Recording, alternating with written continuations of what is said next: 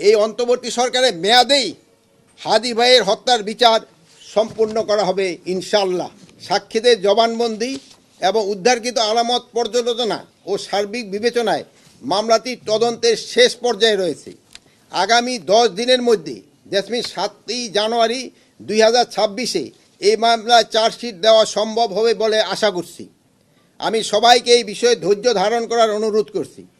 আমরা অতি দ্রুত এই হত্যাকাণ্ডের মূল রহস্য এবং যারা এর পিছনে জড়িত রয়েছে তাদের নাম ঠিকানা সহ পূর্ণাঙ্গ তালিকা জনসম্মুখে উন্মোচন করতে পারবো ইনশাল্লাহ।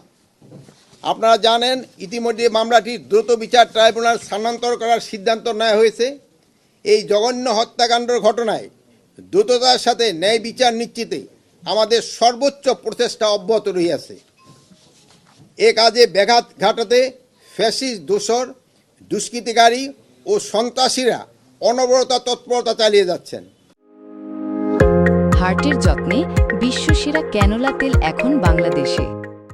সেই জন্য সবাইকে অনুরোধ করব, আমরা যেন এমন কোনো কাজ না করি যা আমাদের শত্রুপক্ষকে শক্তিশালী করবে এবং হাদি হত্যার বিচার প্রক্রিয়াকে বাধাগ্রস্ত করবে।